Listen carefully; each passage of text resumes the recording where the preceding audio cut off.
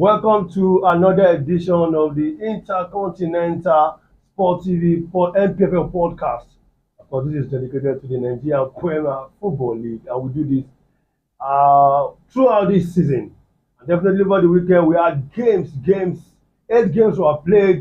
We saw 3 away wins, 2 home draws, and 2 home wins. And that's something positive for the league.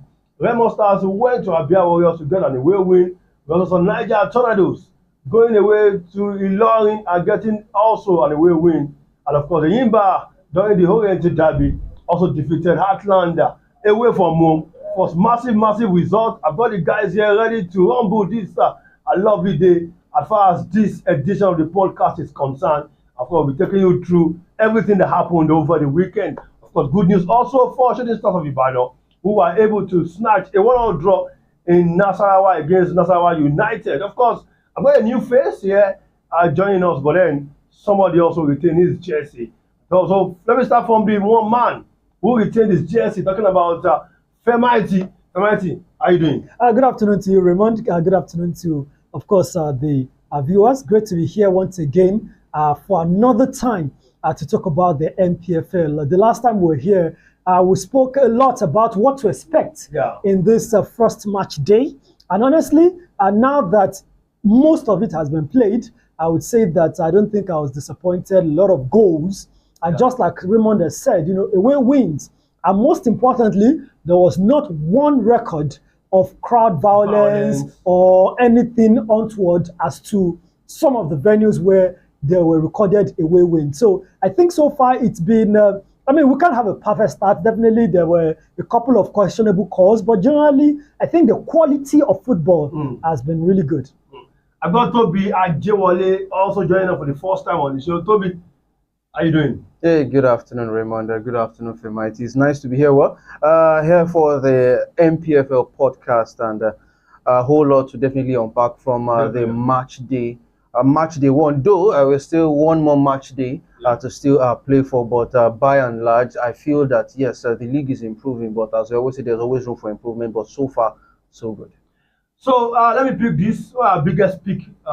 This on match day 1, biggest upset, biggest pick for you as far as the results are concerned. Okay, well, first things first, I'll be talking about Akano Pillars versus the whole of Pillars just fell on the point. Exactly. You can call it the baptism of fire for Ikorodu City. But right now, there's a whole lot for them to learn. And yes, Rabiu Ali scoring for the 18th consecutive season in the Nigerian Premier Football League. 18, some said 19. So, but NPFL NL, anyhow, just combine together. Exactly. Man is a legend. Exactly, he's a legend, a living legend. No wonder they call him Pele when you're talking about the Nigerian Premier Football League. We don't know how long his longevity will last, but at least every 2 goals yesterday. A brace, and you don't get to see that often from somebody that has such an age, and it just shows you that it gets better with age, just like they say, old wine tastes better, and he has been doing that. So that's a biggest peak. Exactly. A biggest upset. Biggest upset, I would say that result, Tornadoes at in Ilorin. Exactly, because they've made the Ilorin Township Stadium a fortress, for visiting teams, no matter how it is. But on the first day of the league, losing at home, I think maybe that fortress has fallen right in Ilorin. I saw an interview after the game. A guy, Emily Truth. Shout out to you. I love what you're doing in Ilorin. Interviewing one of the fans, and he was vexing, saying the fan was vexing, saying they need to change something in that team, or else they might get relegated. And of course, it was even mentioned. He said, I will quote you. He said there was a particular player that wore number 5 jersey. He said he doesn't want to mention anybody's name, whether he mentioned or not. We already know. There are not 2 number 5s on the field. Femaiti, biggest pick, biggest upset. Well, I think I'll go with Toby Ajewale on that one. I think the biggest pick for me has to be Rabiu Ali's performance. Rabiu Ali's performance, against Ikorodu City. I mean, it's. I mean, I said it, on the first edition of the podcast that we've got to shout about this man to the world. I mean, we did. This is one person that we have that is breaking boundaries. 43 years of age. Exactly. On the Nigerian scene, what we are used to is when players reduce their age. Exactly. But it almost feels like this man has inflated his age by maybe about 6 or 7 years. Because he doesn't, when you see him play, he doesn't play like someone who is a day above 31, 32. Exactly. And the man is about 43 years. About 11 years older than that. So, I mean, you saw him yesterday. It was not just even about just the goals, but also about his performance. He's still, a midfield maestro, still controls the game. And I dare say that even though he's a legend of Kano Pillars, but he's one that if he probably decides that, okay, I want to have experience of another team in the NPFL right now, there will still be clubs lining up at 43 to get the signature of Rabiu Ali in their team. So I think it has to be the high point. My high point for the weekend, I mean, at 43, still kicking it, still doing it right there, for Kano Pillars, definitely. And for me, the biggest offset for me has to be Imama Amakpakabo's Abia Warriors. Back to the league, and get slaughtered. I mean, I didn't see that coming. Yeah. Really with Daniel Gumade not even around. It was the assistant coach, that took charge. And I wouldn't say that maybe I wasn't anticipating maybe a win for Remo. But I wasn't anticipating a 2-0 loss. At least Abia Warriors was coming a good at all. Exactly. I was thinking of maybe a close call, 2-1, 3-2, something that shows a little bit of fight. Yeah. But I just felt like Remo Stars practically strode to Abia and came back with 3 points without much sweat. So I think it's one that I didn't see coming, and I think that would be my pick for the offset of the weekend. Of course, loads of results. 18 goals were scored. As I said, there were 3 away wins, 3 draws. Combined with the Rangers goalless encounter against the Second Warriors. Then we have 3 home wins. Looks balanced. And of course, we look at what will happen between Lobby Stars and Akwa United. But quickly, Lobby Stars dissolved the board, brought in another set of management entirely. And that means Dominic Ayofa waves goodbye. He's been there twice. Maybe later in the future, maybe he can still have his way back. But one thing about Lobby Stars, apart from that report, was putting Lobby Stars under the Benue Sport Council. Well, it's not to be discussed today. I don't understand. But we'll see what the result will be from today against Akwa United. So we pick up. No league goes without controversy. There's also something that happened in Lafia yesterday for Nassarawa United. The penalty that was awarded to Nassarawa United against Shooting Stars, we will discuss that definitely on the show this lovely day. It's the NPFL podcast show. But then, let's get a list of all the results for viewers. And of course, check out all the results that happened across various centers. Absolutely. I'll start with Atland. Atland, of course, lost at home. The first, I will say back. Should we say back? They never really left. They never really left. But then a home loss for them against Eyimba. Yema Star, of course, taking charge of his first game as the substantive. But was that a shock for you? Well, not really. For so many reasons. I mean, number one, last time out, we talked about the holistic change that Heartland made, signing 30 players. That's practically a new team. And also having a new coach, which means a new coach that has no experience of the NPFL. So everything seems new, and it's not automatic. You can't just gel 30 players all of a sudden, or pick the right 11 out of the 30 players all of a sudden. You have to test here, pick this one, drop him, replace. So in that process, Yamajeonde, and I think the first installment of that was what they got, at home, unfortunately, against Eyimba. Eyimba, of course, looks like a team that is settled, looks like a team that has some sort of continuity from last season into this season. So, absolutely. Atlant losing at home. Maybe one good thing they can say is that at least they got to go. Unlike Abia Warriors, at least they got to go, which means that at least something they will use that one, guys. Exactly, they can have something to build on. Let's get more results. Absolutely. We have already spoken a lot about that. Kano Pillars up against Ikorodu City. I mean, they had to be welcomed into the NPFL. All the way to welcome. Exactly. Immediately, we knew they were going to the north. We knew that definitely they needed a welcome. But one thing I have to say is that sometimes the facts get lost in the whole euphoria. And I have to say that I studied points of that game, and I noticed that Ikorodu still were not really that bad when it comes to performance. In the first half, they were good goalless encounters. Exactly. In the second half, 3 goals in 9 minutes. In 9 minutes, and that's what my point was. They were good until they conceded the first goal, and then maybe they were not able to deal with that. Maybe they were still trying to deal with their emotions, and then the second one came in, and they were just like, oh, it don't go. So I think it's part of the experience. It's part of welcoming party. You don't blink. Okay. You don't lose guard. When you concede one goal, this is the league of the exactly. When you concede one goal, you stay on guard, or else a bad situation can become an embarrassing one. So definitely, our Kano Pillars, getting a comfortable win over Ikorodu City is also one of the things that I expected, of course. Okay. Remember my prediction, right? No. Okay, what is out? Quick. Absolutely, Abia Warriors also, of course, we've talked about that. I lost to Remo Stars. Well, Plateau United, I think there was someone behind the cameras that was rooting for Plateau United to win the league. We're not going to talk about who, but then Plateau United got a home win against Katsina United. There was also someone. Who said the name? There was also someone. Who said you, Raymond. And there was also someone, also Raymond, who said that Katsina United may be getting the drop.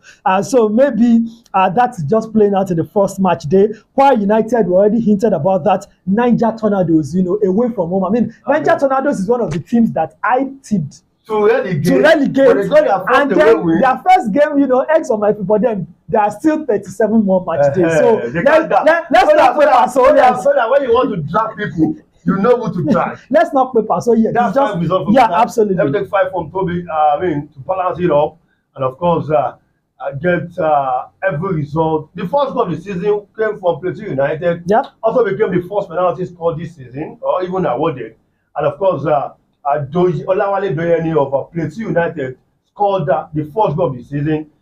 The first away goal of the season was from Niger Tornadoes. That was God's time. Okay, God's time is the best time. And the timing of that goal was right. So making it the first away goal. So Toby, 5 more results. Yes, 5 more results at the Lafia Township Stadium. It was a Nasarawa 1, 3SC 1. Very controversial. And we need to talk about that. Yes, we'll definitely get to that part of that penalty. But for the 3SC, they were able to rescue a point at the death. Incidentally, I spoke with the club chairman. That was last weekend, and he said for the next 4 away games, every 3 points for 3SC on the road will be double of their match bonuses. So double of the match bonuses. Yes, for the first 4 away games that's massive. Exactly. If every 3 points they get on the road for their next 4 away games, if they can get 3 points on the road, double of their match bonuses will be the incentive. So when they went 1-0 down in that game, I was wondering, okay, but as soon as I saw that goal scored at the death, I said maybe it is that is motivating the boys. If they will not get the double, since it was not 3 points, it waits to be seen. It waits to be seen. But yes, I'm sure they'll be licking their lips ahead of their next home game and even the next away games on the road. And just to say, it should have been 3 points, but I guess we'll get there eventually. Exactly. It should have been 3 points, man. Exactly. Sunshine Stars at the Dikwa Dillon Stadium. Big win. Exactly. Kennedy Boboye, both body not bounce. Exactly. Home away from home for them. They didn't miss Akure, but now in Ijebu, in Ogun State, 3 goals, 3 points against Bayelsa United right there outside the Lawrence Township Stadium. Akwara United lost at home 2-1 they lost to Kwara United. That was a Niger Tornadoes, and yes, a goalless affair between Bendel Insurance and Rivers United. I think we called that. Yeah. We just said maybe a 1-1 draw. Exactly. Despite Rivers being a man down. Exactly. I think from the 52 minutes, that was the first record of the season. Emmanuel Adeni, is it Bamdele Adeniyi now? The goalkeeper got a red card in that one. But then they couldn't still get a goal. Exactly. And Monday Odige was not a happy man after that game. Odige is never a happy man. I'm trying to remember the last time I saw a smile on that man's face. Oh, well, maybe it's a good content for the league. Some seasons are something negative, like, what's wrong with this man? Exactly. Some seasons like, let him give us that vibe. I think we love him being being harsh if he wants to be harsh, being animated. Yeah. Exactly, I think that's the word, animated. Animated will be the word right there. So, Kano Pillars 3-0 against Ikorodu City. Plateau United, just as I said earlier, got that home win against Katsina United. And yes, I'm looking forward to the last match. Yes, Lobby Stars versus Aqua United right there in Benue State. Will these boys get their victory over Aqua United? Will the Stars shine against Aqua United? Time like Fisai Odairo will say, this is the only club with plenty nicknames. Shoe get size. There's Yes Father Boys. I think they have like 3-4. They have been dragged on a particular Wi-Fi platform and saying, come on, go to your social media and give us the correct nickname, not all these ones you are putting on WhatsApp. Stick to one. Stick to one. Sure, don't hit somebody anyway. You're going to see yourself anyway. Let's go straight to that controversy. Every league. Now, listen. NPFL is not the only league with controversy when it comes to referees. It happens in England, happens in Spain, Italy, Germany, and even at the FIFA World Cup or European Championship, it happens. Even with the presence of VAR, controversy still happens. So definitely, we're not saying this to paint the league bad. I'm telling you, these are moments we pick every time. So it's a referee watch. You saw the goal, you will be saying it definitely. Well, you saw the penalty, rather. Was that a penalty? Let me start from Toby. Was that a penalty for you? If it's a penalty, the referee was a bit far from what I saw. So I expect the assistant referee to make a call. If the referee is, that's why it's the assistant referee. Who should we blame the referee or the assistant referee? That's if it's a penalty. If it's not a penalty, but if it's a penalty, to you, let us know. For me, I'm torn between saying yes or no, and I will explain. And I will explain why I said that. I'm not sitting on the fence. Okay. I will eventually come up with a point. Yes, you could say the assistant referee should have maybe signaled for a penalty or otherwise, but you could also say that angle to the human eye might not be maybe possible enough for it to be totally obvious to the AR, that's the assistant referee. Yeah. Also likewise to for the referee too, because of distance, and it's also that's where the VAR exactly, and that's where it comes on board too. But I have said this when I've had a chance to discuss about this. We can have our own style of maybe VAR. For okay, now remember there was a time in the UEFA Champions League where they had assistant referees behind the goal. Yes, yes. I don't know if you remember that. Yes. They increased the official exactly. So behind exactly. So if we can maybe at least for the purpose of our own league, before we have this technology coming on board, maybe that can reduce it to the. I'm not saying it to eliminate it, because it is that to an extent. Exactly, to eliminate some of these decisions, because the line of sight will be better for the referee that is behind the goal. So that is my own suggestion moving forward. But left to me, I feel it was a 50-50 decision. On another day, a referee might have picked it. On another day, it might not have picked it, because was there contact that made that attacker fall down? I would say yes, there was. And as an attacker too, you would always be mindful of the slightest of touches. Okay. I'm not talking about dives now, but you'll be mindful of the slightest of touches, whereby you would want to use just little. Exactly. And when we bring it to the letter of the law, was there contact? Now, was there contact? But another thing is, what was kicked first, leg or the ball? I would say you could make a contact. Yeah. And hit the ball and still hit the player, but the first point of connect, the ball or the leg. Exactly. Yes, we've also seen referees that have also penalized players that got the ball and the player. They will tell you got more of the player than the ball. But so that's why I said when it comes to maybe taking the final decision, that's where discretion will come. Some referees might say, oh, he got the ball. Some will say he got more of the player than the ball. But left to me, if I was to choose, I'll be honest, I would have taken a pen. So you agree with a penalty? Yes. Okay. Absolutely, I disagree. I mean, for me, I believe that in the rule of the game, for defenders, I mean, when defenders are being coached, one thing they tell them is, if you have to go to the ground in any tackle, make sure you make contact with the ball. Once you make contact with the ball, it almost renders ineffective any other follow through, because at the end of the day, you cannot pick and choose. So you are always told when you if you have to go to the ground, in the penalty area outside, unless if it's a high boot, but if you have to go to the ground, make sure you contact the ball. And I think he got the ball.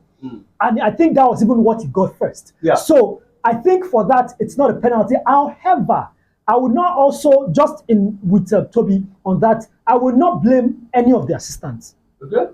Maybe a little bit of blame more for the referee, but then for the first AR, I won't blame him because of the angle. Now, the AR was far on this side, and the action was the last action on this area. I'm not expecting the AR to see that, to pick that up. And then number two, in the frame of the video, that we saw, the referee was not even in the frame at all, and that was a big shot. That's what I'm saying. Exactly. The referee was far. That was and as the game progresses, you are supposed to go near the water as fast as you can. Exactly. So that's why I said I'll blame the referee a little. You are supposed to follow the action as closely as possible. I think the referee was a bit. It wasn't like it was ball over the top. Exactly. That okay, you couldn't cover up. It was pa. So why are you that far away from the action? So I would say that the referee was a bit too far away from the action, and so you couldn't really see. I would, if I see the referee's report, I'm sure one of the things he would say is that, he has a split second to make the shot, and he couldn't have told me that from that distance his eyesight was clear enough to see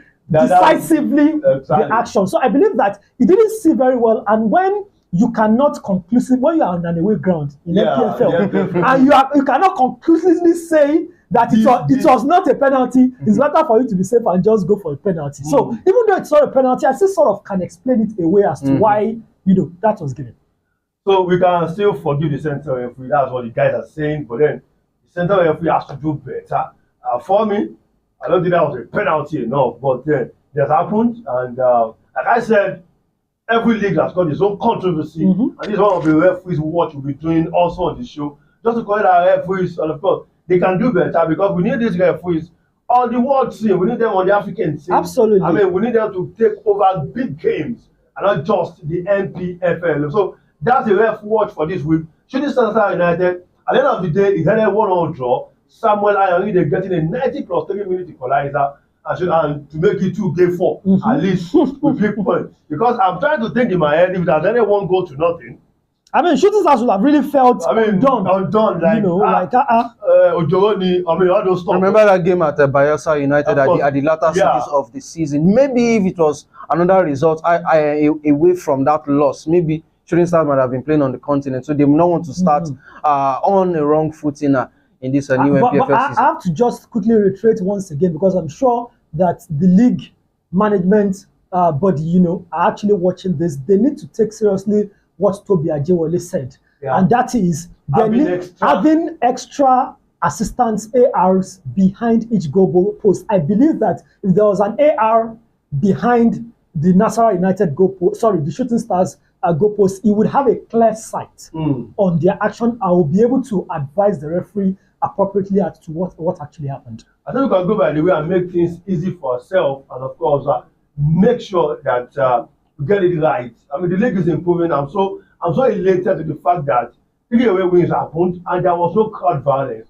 It can definitely get better as far as the NPFL is concerned. So once again, you got the results, and of course the teams are winning. And of course, Toby was not here on that day when we did the first edition.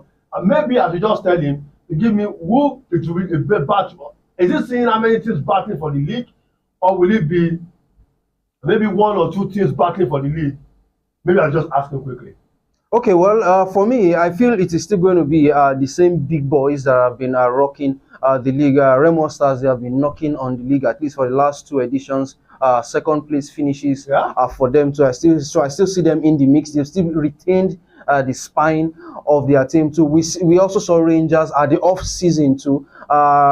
Did some recruitment because they will be playing on the continent. So I also see them in the picture for the league and even other cup competitions right there. But left to me, if I want to choose, I want to. I don't know. I think the last club that won the league back to back. Kano Pillars? Yes, Kano Pillars. I don't know, but I feel Rangers might still be able. We should be able to replicate that based on what they have done. Now they'll be playing. They will be playing on the Cathedral at the Cathedral. I'm talking about their home games, right now. So I feel Rangers will still be in they'll be in the big picture to defend and even challenge for the title. Now, I'll be bringing an underdog. I've also spoken about Remo Stars. Now, I'll not be bringing, I don't know if I can call them an underdog or a dark horse now, Shooting Stars. And I'll explain why I'll call them an underdog. The club chairman was emphatic. He said they are going for the title. I was forced to ask him, are you going for the continent or for the title? He said, if you win the league, you definitely play on the continent. So, the straight mandate that they have given the coaching crew led by Gbenga Ogubote is go for the league. So I will be monitoring how they'll be able to do all of that too. Eimba would also be in the big picture too, but I don't know if Coach Yema will be able to handle that pressure. This will be the first time of him coaching full-fledged NPFL coach. Now it will come with his own challenges and what's up too. I would be seeing how former Super Eagles winger in Amunike now with Heartland, but we saw how they were beaten, well beaten. I must have to, but I think 3 clubs that I'll be monitoring in this new league. I'll be monitoring Rangers as defending champions or current champions, Remo Stars, my second pick, and even Shooting Stars in the league this season. All right, quickly, of course, time. Quick one here. Last week we talked about it, and we are going to talk about it. The big one is Daniel Ogumorede, the coach of Remo Stars, the NPFL Mikel Arteta. Last season, he said if they don't win the league, it's going to be a failure of the season. This season they started well. Yes, he wasn't in charge on the first day, but expected to be in charge on a very long basis because international boys don't come early enough. I mean, there are only two more international games this year, and then so is Daniel Ogumorede turning into the Mikel Arteta of Nigerian football? You understand what I mean? Arsenal coming close to win the league, but always falter. Twice, Remo Stars have also come close to win the NPFL, but falter. So, if this season Daniel Ogumorede, popularly known as the Jabor, didn't win the league, what should Remo Stars do? Well, what should they do if Remo did not win the league?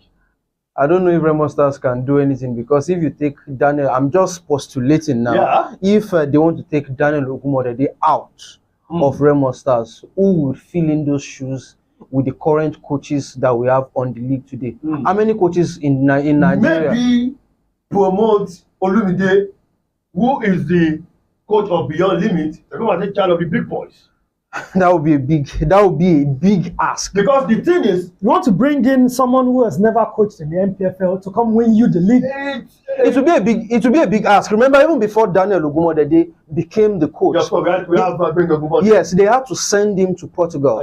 Maybe like an internship program or an exchange program. But he spent some time there before he came back. Having near misses consistently, the CEO of any club in the world, we think twice. But you also take a look at the peculiarities of the league here in Nigeria. There's a whole lot that goes on behind the scenes. From, for example, now, Remo Stars, they are one of the few clubs in Nigeria that doesn't go to all of their away games by road. They go some by air.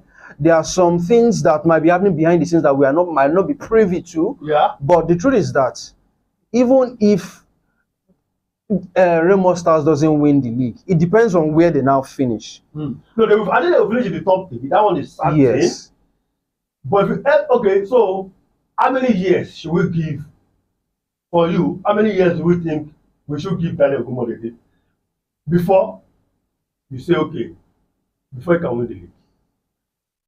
I think winning the league shouldn't just be shouldn't be an express judgment of if is a failure or otherwise. Though he opined to it, but yes, he's not winning the league. Yes, he's not winning the Federation Cup. Yeah. Then, what's he asking for success?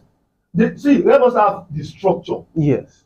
I think if Daniel Ogumade is not there, they will still finish in top 3. The season that Coach Gbenga Ogunbote was there, I mean, because they were even new. They still finished. And they finished third. So, what yardstick are you going to use to judge Daniel Ogumade if he doesn't win the league? Well, it's a big question. It's a big question, which will definitely divide opinions. Because you remember that a certain Fedejuku left Atlant, came to Rangers in his very first season, under the right structure, and won the league.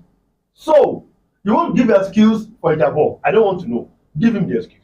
Well, I'm not here to. I'm not going to say. I'll give him. I'm looking for an excuse for him, but I just feel that it might be a bit harsh. My personal opinion here, because he doesn't. If he didn't win the league, then we might call him a failure, because there are also 19 other coaches too that would want to win the league.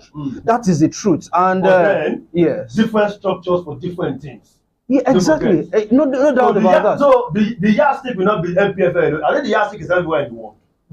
So are we going to change the yardstick because it is NPFL? No. I'm not saying we should change the yardstick for not, but definitely to be a hard decision. But I'm sure I don't see Remo Stars going trophyless. The truth is that, I'll be honest with you, I don't see them winning the league. That's the truth. Okay. I don't see them winning the league. But the other cups that they can fight for. So Daniel Ogumade, question mark on him. Quickly, because of our time. Well, I think it's fast becoming that. There are a lot of similarities, between what is happening with Remo Stars right now, what's happening with Arsenal, what's happening with Daniel Ogumade. Maybe just their style of football.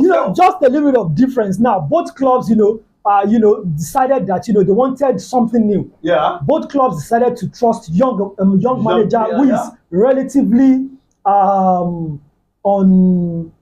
how do I put it now? New and really no experience on the job. Both clubs decided also to give the manager time. Yes. Both clubs also decided to build a team and continue building and fixing the team for the manager. And also both clubs have come really close twice. To win the league. Exactly. The only area where I'll cut Daniel Ogumade a little bit of slack is that he is yet to obviously bottle the league like Arsenal. So he has never really commanded a decent lead. Let's say a 5-point lead, 10 games, 5 games to the end of the season, and somehow he didn't know how to manage that situation, and then it fell off his hands. Somehow it has still been a situation of we're climbing. 2 games, 3 games to the end, we are second, but we are still at arm's length. We are still in top of the first half of last season, he was at the top of the league. Absolutely. He bottled it in the second half. Is it bottle or Rangers had an unbelievably... And that was because I remember last season, I was still saying that Remo Stars lose. Well, in the fall of the season, they were having 7 to 8 away points. The second of the season, they find it so hard to go away and beat points, and that was when everything went. Well, I still believe it's a part of learning. We know how the NPFL is. The second half of the season is usually very, very competitive. The business end of the season, that is where the reality dawns on every team that you blink now, you may find yourself in the lower division. So the second half of the season, the first half of the season is probably when teams are trying to integrate their 20 new signings with the 15 players that were retained and all those things. So there's a lot of testing and chopping and changing going on in the first half of the season. But second half of the season is when you know that, hey, you need to go for it. Exactly. I mean, it was the second half of the season last season that Shooting Stars decided we're not conceding a goal at home, and it's helped them finish fourth. So I won't blame them for really not being able to continue when it comes to away. But one thing is, to an extent, they made Ikene a fortress. Of course, definitely. And I think if they can just work on that this season, and pick more points away, just like they've started. I mean, I wouldn't really think that maybe they should target the northern teams as the teams that they will get away points from. But pick points in Benin, pick points in Bayelsa. These are places where realistically they have already picked in Abia, so pick points at those grounds, pick points in Ibadan, if you can, pick points in Lagos, where it's just a strong throw, so pick points, target. I think they need to have a table, where they strategically plan these are the Areas. games. These are the game. We know that this game is going to be won. This title is going to be won or lost on the away ground. Yeah. So where are the away grounds we That want we to can target? The points. Must win. We won't possibly go to Kano and say want to target must win, or go to. So Femaiti, yeah. If he doesn't win the league, should he be relieved of his job, or how many years will you give him more? If you are if he comes close again, you won't fire a player. He will come close. So you fire a manager. Remember, he got a contract extension. I know. Yeah, exactly. Of course, I know. He will come close. That was sure. You won't fire a manager who comes second, and it's looking like he's going to be in the national setup, a successful national setup. And you won't want to fire a manager like that. But I think they've got to give him, after this season, they've got to give him one more season. One more season. If he doesn't win this league, I think they should. If he doesn't win this season, and next season, that's the 2025-2026 season, he still comes close again. He's a nearly man, and they should get a proven winner. A proven winner. Yeah. Well, Daniel Guma and Jabo, we love you so much, but then part of it, I think Southwest, if I will put as a whole, also wants you to win. I know guys who want you to win the league. I mean, I've always said it that we have come of age where a private club wins the NPFL. Yeah. The last private club I won the NPFL was in 2006, if I'm not wrong, and that was Ocean Boys of Bayelsa. That was the last time a private club won. It has to. So I think maybe it will happen this season or not. We don't know yet. But if there's a private team that can win the league, that's a must have. Will Ogumodede Jabo or Daniel be a nearly man again? Or will he win the league eventually this season with Remo Stars? We got to know. We don't know. After 38 games in the NPFL, then we know if he will be champion. Of course, that will be a wrap on the show today at the Intercontinental Sport TV NPFL podcast show for today. Bringing you the review and other content. Of course, we'll be back again next time, this time around, to review the weekend games. Of course, it's getting better, getting hotter at every point in time. This is our home. This is the best league in the world. This is the NPFL. Kudos to the guys. Toby Ajewale coming on board this day. Thanks for having me. And of course, Fair Mighty, always mighty, behind the mighty. Thanks so much for having me. Of course, I email the sports illuminator, Raymond Trulokwe. And of course, next time, keep supporting the NPFL. Don't forget, subscribe and follow Intercontinental Sport TV on all our social platforms and stay blessed.